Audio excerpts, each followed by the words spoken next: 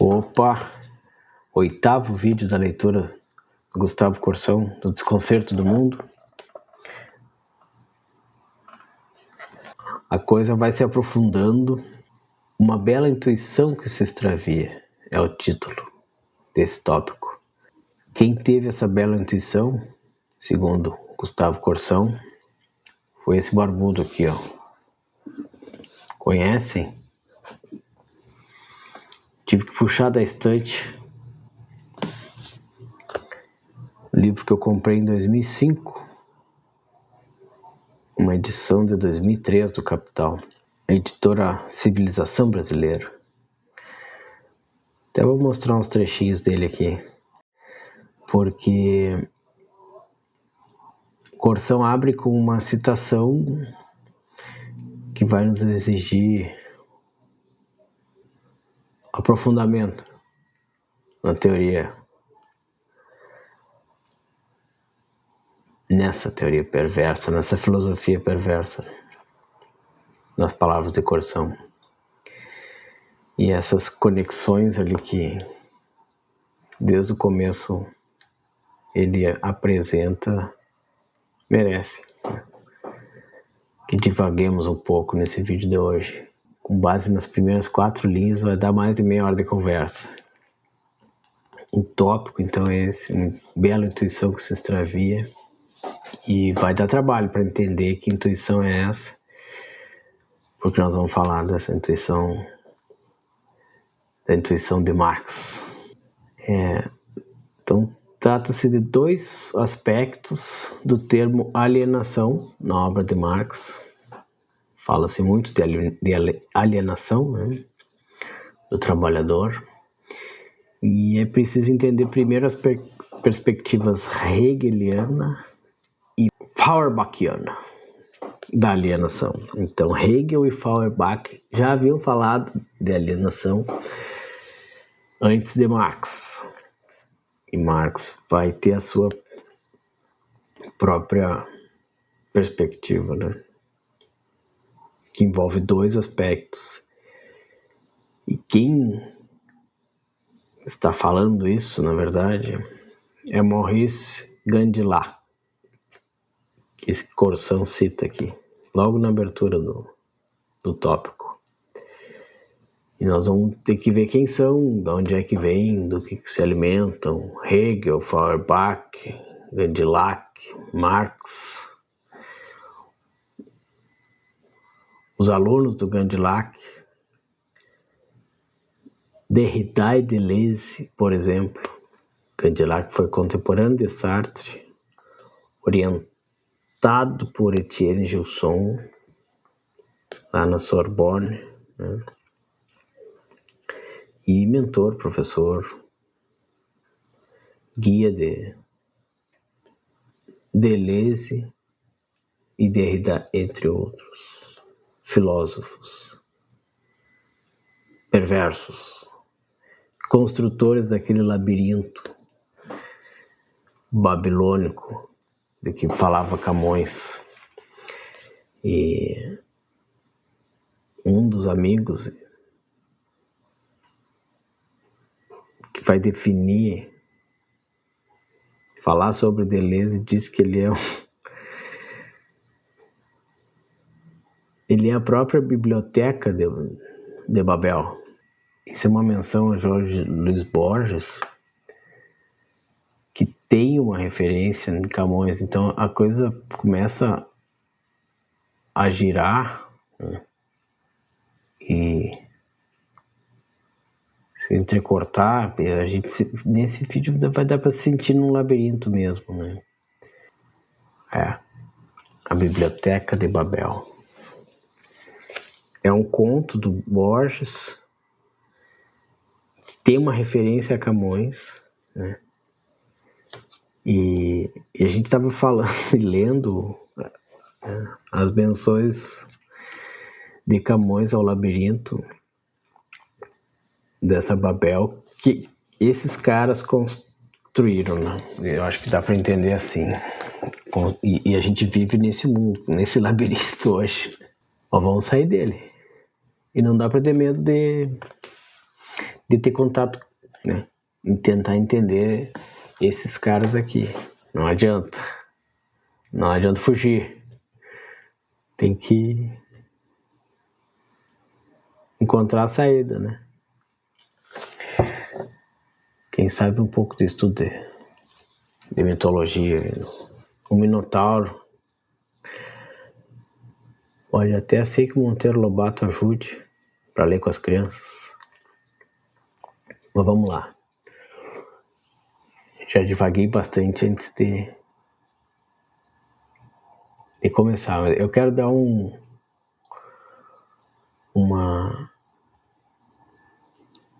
primeiro uma aterrissada aqui no livro do Corsão, né? Para depois explorar de novo esses autores, seus conceitos. Então o Corsão vai abrir esse tópico com uma citação de Maurice Gandillac na obra Le mal est parmi nous, o mal está entre nós.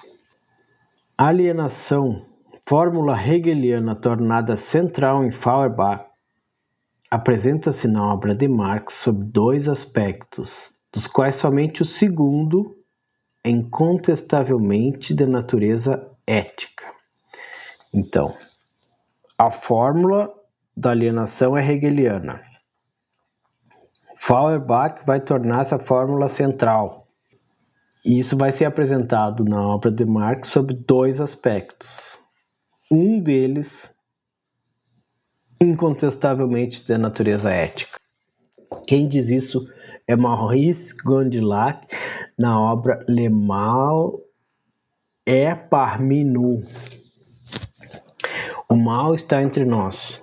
Eu primeiro achei que o Maurice de Gandillac fosse um crítico desse mal, que ele tivesse talvez percebendo, né, na obra, nessas ideias perversas, mas não. Eu acho que ele é um intérprete e pauta aí, né, a discussão dessas ideias perversas também. Até onde eu pude entender, né? Mas é uma baita autoridade vermelha. Então é isso. Alienação, fórmula hegeliana tornada central por Feuerbach, apresenta-se na obra de Marx sob dois aspectos. Um, de natureza ética. Então, tem dois aspectos da alienação na obra de Marx. Depois a gente vai aprofundar, mas é bom dizer logo quais são esses dois aspectos, né? Qual é o de natureza ética, porque esse aspecto de natureza ética é a intuição que se extravia, segundo o Corsão, que é uma bela intuição de Marx, que se perde. É esse segundo aspecto de que Gandillac está falando aqui. O primeiro aspecto é a espoliação, a extração da mais-valia. Então, a exploração do trabalhador, a espoliação e a extração da mais-valia é o aspecto mais exterior dessa alienação na obra de Marx. Mas essa extração de mais-valia, essa exploração do trabalhador, ela é condicionada e funciona de acordo com as estruturas externas existentes. Então, é sempre a explicação da infraestrutura, né? Base material, econômica, do capital. Como é que ele funciona? Não é culpa do capitalista. Ele está ali, né? A função dele é essa e não é um pecado praticado pelo capitalista. Não se trata de uma injustiça, é assim. Isso é condicionado pela estrutura. É um condicionamento externo que leva a essa alienação, essa expoliação do fruto do trabalho, né? É com a extração da mais-valia. Então, esse é o primeiro aspecto. É um aspecto mais exterior. Só que há um segundo aspecto que vem essa conotação ética de que Maurice Gandillac fala, e que é a própria intuição, considerada bela por Corson, na obra de Marx, que é mais profundo. Então, não é só a extração da mais-valia. A verdadeira alienação é mais profunda e mais geral. Consiste numa espécie de objetivação de todas as realidades que efetivamente só existem pelo homem e para o homem, que são projeções do ser do homem e que em regime capitalista se reduzem a coisas. Isso também afeta o próprio capitalista, o indivíduo capitalista, né? Então, todas as realidades que existem pelo homem e para o homem, que são projeções do homem, do seu ser, se tornam e se reduzem a coisas. E isso afeta o trabalhador e o capitalista. E aí vem uma citação de Marx e Engels. Notas, arquivo 3º. Quanto menos comes, bebes, compras livros, quanto menos vais ao teatro, às festas, ao café, quanto menos pensas, amas, elaboras teorias, cantas, desenhas, pescas, mais tu economizas. Sim, quanto menos existes, menos manifestas tua vida, mais possuis. Maior se torna tua vida renunciada, mais acumulas de tua essência alienada. Então essa é a intuição bela que você perdeu, porque era para combater isso aqui. E na verdade, tudo que se fez foi promover essa objetivação de todas as realidades. Agora, vamos voltar para ver quais são as ideias de Feuerbach, afinal, essa fórmula hegeliana da alienação. Quem foi Maurice de Candelar? Quem foram seus alunos? Como é que a gente chega de novo na biblioteca de Babel, em Borges e Camões? Então, primeiro, a citação de Maurice Candelar. Alienação, fórmula hegeliana tornada central e apresentada na obra de Marx sob 2 aspectos. Um deles, que é incontestavelmente da natureza ética, é essa ideia da objetivação do ser humano.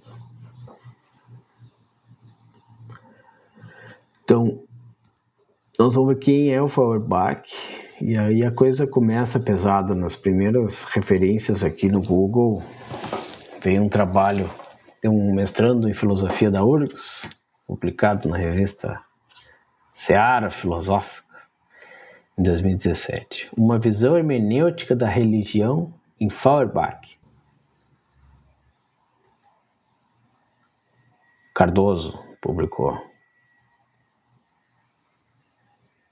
Matheus Cardoso. No resumo ele diz: Deus não passa de uma projeção humana. É a essência humana projetada. A partir do processo de alienação da essência humana está marcada a origem da religião e de Deus. Então, a religião e Deus surgem no processo de alienação da essência humana. Deus é uma projeção do homem, a essência humana projetada. Essa é a característica do homem religioso, acreditar que Deus está fora do homem, enquanto na verdade é o próprio homem projetado para fora de si. Deus é o homem, projetado para fora de si. Essa é a definição de Feuerbach. E o objetivo dele não é simplesmente, através da redução, acabar com Deus e com a religião, mas reapropriar ao homem sua essência, que for alienada e que está projetada em Deus. Então, o homem alienou a sua própria essência e projetou ela para fora, para Deus. Então, nós temos que acabar com Deus e com a religião, para que a gente reaproprie a nossa essência. Feuerbach já entendeu, já sabe quem que é Deus, quer acabar com ele. Quer matar Deus mesmo. E aqui tem uma citação, esse era o resumo do artigo científico publicado de filosofia. Uma citação de Feuerbach aqui. Minha intenção, Feuerbach falando, minha intenção era mostrar que os poderes diante dos quais o homem se curva e os quais teme na religião, diante dos quais não se intimida nem mesmo de praticar sangrentos sacrifícios humanos a fim de aplacá-los, são apenas criações de sua própria afetividade servil e medrosa, assim como de sua razão ignorante e inculta. Mostrar que o ente diante do qual o homem se coloca na religião e na teologia como um ser distinto dele próprio é sua própria essência, para que o homem, uma vez que é sempre dominado inconscientemente só por sua própria essência, faça no futuro conscientemente de sua própria essência, isto é, da essência humana, a lei e o fundamento, a meta e o critério de sua moral e de sua política. Então vamos baixar a régua, né? Dá para perceber isso aqui, eu acho, né? Aquela ideia da castração espiritual, da adaptação do homem ao mundo, né? Isso tudo são os poderes diante dos quais o homem se curva e teme e chega até a praticar sangrentos sacrifícios humanos, mas tudo isso é uma criação dele, da sua própria afetividade servil e medrosa. É uma criação também da sua razão ignorante e inculta.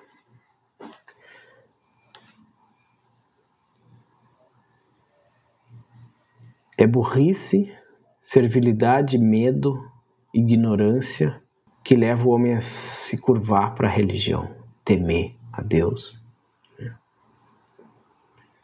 E isso tudo é a essência do homem que ele tirou de dentro de si, alienou de si e jogou numa ideia de Deus que na verdade é ele próprio. Tem que acabar com isso, porque aí no futuro, conscientemente, o homem fará da sua própria essência a lei e o fundamento, a meta e o critério para a sua moral e sua política. Então é isso. O homem se coloca no lugar de Deus, claramente. Vai lá, come a maçã, né, o fruto da árvore do conhecimento do bem e do mal. Então ele é capaz de determinar o bem e o mal a partir de agora. E pronto. Bem claro aqui, né? Então Deus é o resultado da alienação humana. O homem individual acabou projetando para fora de si a sua essência e seus desejos. O que o Feuerbach afirma com sua crítica à religião é que não foi Deus quem criou o homem, como narra o Gênesis, mas o homem criou Deus, a sua imagem e semelhança. Então este é Feuerbach, falando de alienação e religião. E Feuerbach, esse pensador aqui, a gente passa batido, né? Facilmente na leitura ali, mas vai ver quem é, né?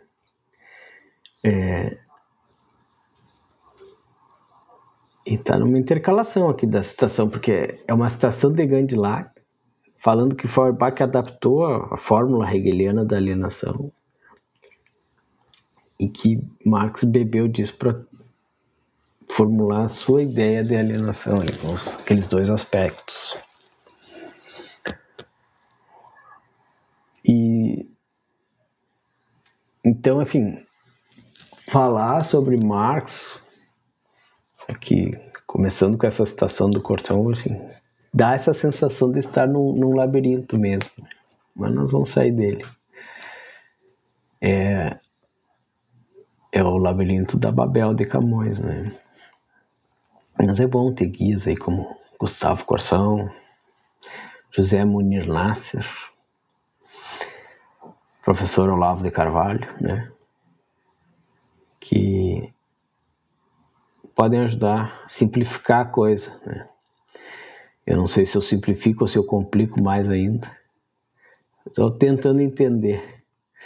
Me digam aí o que vocês acham, se quiserem comentar alguma coisa aí. É bom para pensar, né? É bem denso esse livro. E tem um dos vídeos que está na descrição aí, que fala de Corsão. O professor Cotrim, é uma palestra na Fundação Biblioteca Nacional. E ele diz que o ápice da obra de Corsão é o Desconcerto do Mundo. Muito bom aquele vídeo, mais profundo, assim. Dá para ver que ele conhece, assim, o conteúdo da obra mais do que o próprio histórico, né, do Corsão. Não podemos nos perder, né?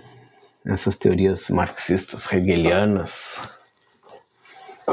feuerbachianas, deleuzianas e derridianas.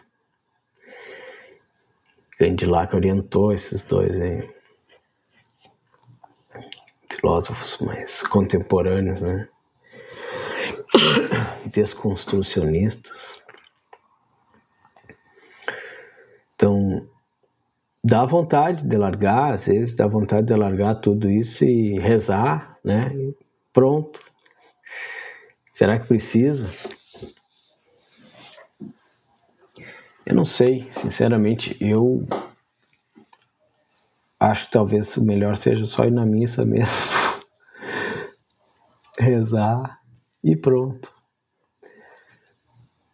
Não adianta querer destruir o labirinto, nós estamos aí no mundo mesmo, né? Mas, quem sabe entendendo melhor, sem medo, podemos nos tornar uma potência intelectual maior, né? Para servir de exemplo para os nossos filhos e netos não se perderem. Então, podemos assistir também um vídeo.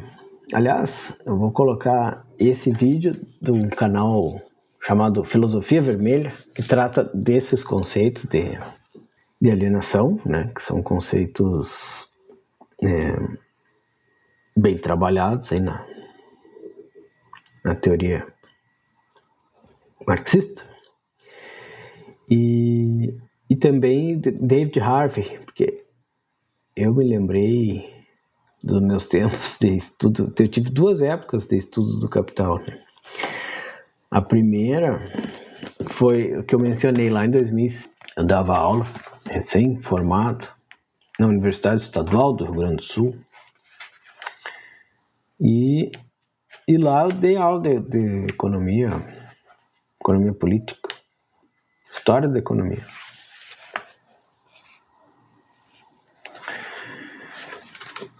E aí eu comprei o Capital. Tinha um pouco de receio de ler e virar comunista. Até fui ver as anotações aqui. Ó, na segunda aula, na primeira aula, tratamos da transformação do dinheiro em capital. Como o dinheiro se transforma em capital? A fórmula geral do capital. Contradições da fórmula geral, compra e venda da força de trabalho. É tudo muito científico. O raciocínio é perfeito. Para resolver o problema do pão. Na segunda aula, calculamos a taxa e a massa da mais-valia. E a terceira aula já foi para o segundo volume. Mais-valia absoluta e mais-valia relativa. Há quase 20 anos eu estava tentando entender isso aqui. Trabalhei com os alunos que estavam na ementa da disciplina. A produção capitalista não é apenas produção de mercadorias. Ela é essencialmente produção de mais-valia. O trabalhador não produz para si, mas para o capital. Então, nesse esquema aí, nessa estrutura de produção capitalista, realmente, né, o capitalista não é o malvadão, o pecador, o culpado, porque se tirar um vai entrar outro, a estrutura é essa, né? E ele também está alienado, né? Tudo que ele produz, todo o seu ser, né, suas projeções ali são coisificadas, objetivadas. Ele deixa de viver para economizar, né? Gerar mais valia, acumular. Isso é alienação de todo mundo. Ele tem essa intuição e toda a teoria que ele desenvolve e a prática que vem depois é para reforçar isso aí, acaba, né, levando gente que nem Feuerbach a querer, né, acabar, cortar a dimensão espiritual. Não, eu tenho certeza, eu conheço, já sei quem que é Deus aqui, pronto, né? É alienação, é a nossa essência alienada. Mas no canal Filosofia Vermelha, para entender o Capital é bom David Harvey. E aí eu ia falar o meu segundo contato com o Capital. Foi aí também, eu também fiz mestrado na URGS. E aqui, ó, o Capital chama-se, aqui, ó, Crítica da Economia Política, certo? Então, tinha essa cadeira no mestrado lá, Economia Política. E aí foi que eu achei o David Harvey no YouTube. É muito bom para entender, olha, vale a pena. David Harvey é bom. Não tenho medo. E o canal da filosofia também é bom para entender esses conceitos de alienação. Por que o povo é alienado? O título do vídeo vai ficar na descrição aqui. O canal do Harvey também vou tentar achar. Deve estar lá ainda. São aulas boas. Para entender, né? Assim, o pensamento. Que a maioria das pessoas não entende, né? Nem os marxistas não entendem. Eu me lembro que nesse mestrado eu tentei ler Veloso, né?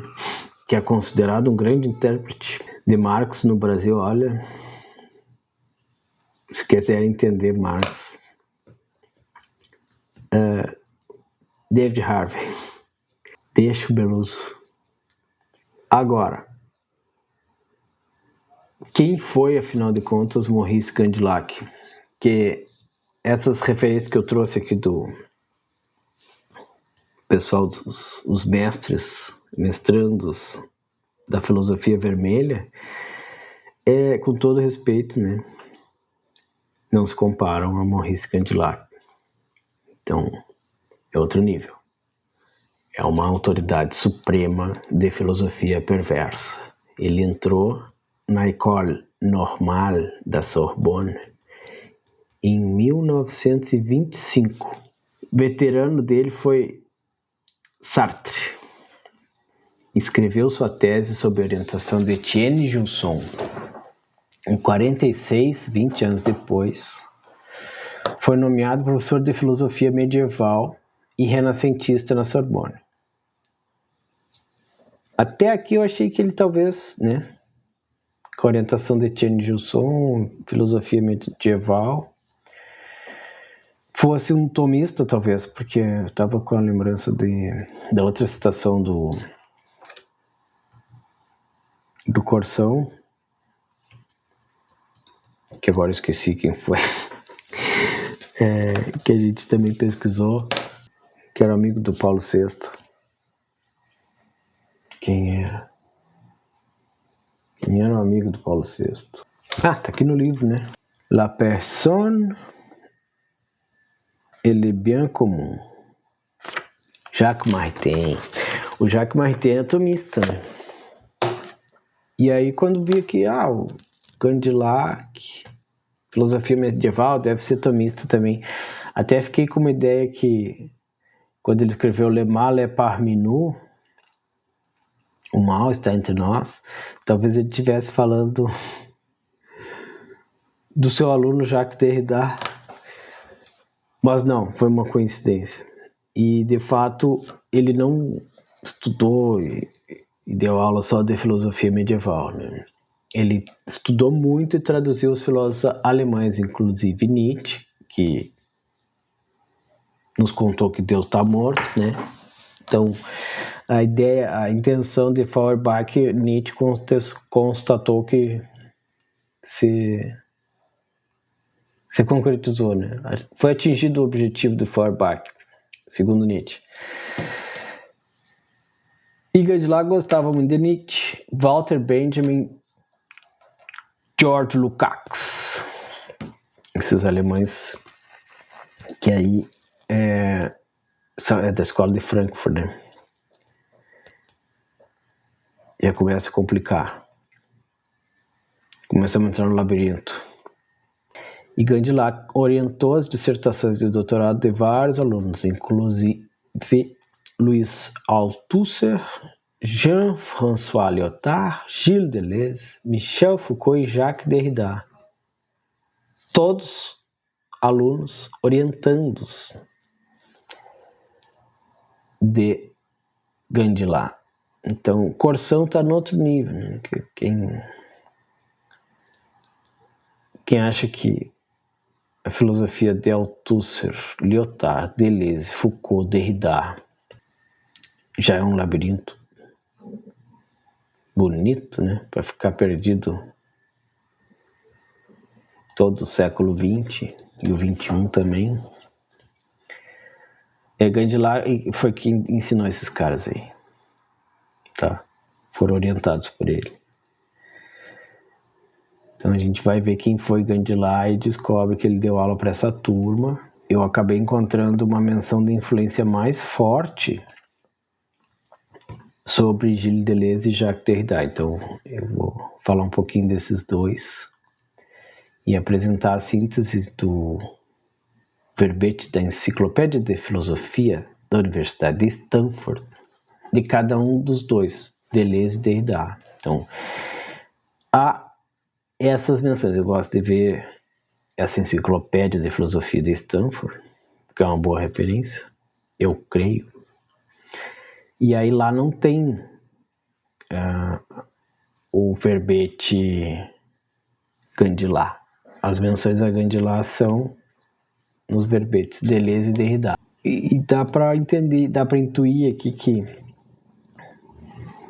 as aulas, né, de Condillac, a influência, a referência a Condillac de Deleuze, em Deleuze e Derrida, levou eles a lugares bem diferentes. De Gustave Corsão, que também estudou Condillac, também foi comunista, né?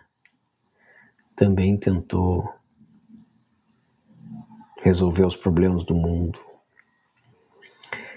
Também foi vagabundo, porque resolver os problemas do mundo é coisa de vagabundo. Eu vou deixar esse vídeo na descrição também. Uma banda aqui de Porto Alegre. É a letra de uma música dos Replicantes. Resolver os problemas do mundo é coisa de vagabundo. Dizem que Marx não trabalhava, né? Ele vivia sempre pedindo ajuda para os amigos. E era um doutor na época. Não havia muitos, né? A maioria das pessoas não sabia nem ler nem escrever, então acho que ele não precisaria viver de caridade, de amigos, se ele quisesse trabalhar, né? Para se sustentar. Será que ele arrumava o próprio quarto? Fazia a cama dele? Acho que não. Então vamos começar por Derrida, porque depois, quando a gente entra em Deleuze, aí sim a gente se perde no no labirinto babilônico criado por Borges. E eu vou ler esse conto aqui. Eu não sei se eu vou ter que fazer outro vídeo para ler o Borges. Tem que ir cortando os vídeos, né? Mas lá na Biblioteca de Babel, no labirinto de Borges, a gente encontra Camões, né? E o Deleuze foi ele próprio chamado de Biblioteca de Babel. Então vamos entender que referência também é essa. Porque se cruzou, né? Voltou para o labirinto, para a Babilônia. E o próprio Borges cria essa biblioteca nesse conto. Menciona Camões no conto. Assim, não expressamente, mas menciona. E aí, quando a gente chegar lá no Camões, dentro do conto de Borges é que eu vou voltar pro livro do Corsão. Então vai demorar, acho que vai dar uns 3 vídeos aí. Quem quiser se inscrever, no próximo vídeo a gente vai começar a falar do Derrida, então, tá? Que é um dos alunos do Gandilá, que foi citado por Corsão nas primeiras 4 linhas desse tópico, uma bela intuição que se extravia. Ele cita e diz, ó, o Gandilá está falando, o professor do Derrida está falando aqui, ó, que são 2 aspectos da alienação para Marx. E ele vai beber em Feuerbach e Hegel para chegar nesses 2 aspectos. O segundo é essencialmente ético. E essa é a intuição. Então, vamos voltando à intuição, mas a ideia é dar uma caminhada aí por esse labirinto mesmo. Começando pelo Derrida. Só uma pincelada, só para saber quem é, um pouco do que ele pensa, segundo o pessoal lá de Stanford, né? Então talvez estejam certos.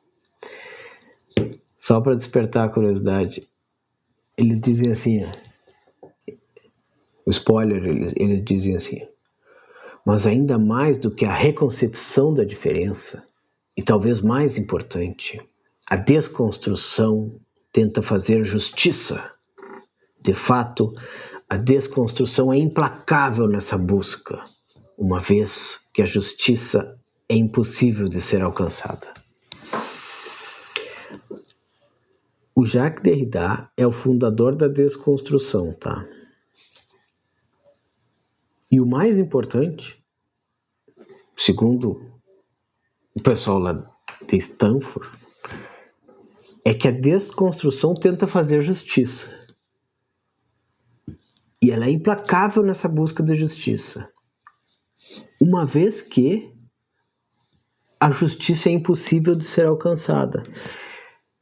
Então é impossível alcançar a justiça. Então, seremos implacáveis na busca dessa impossibilidade. Isso é desconstrução.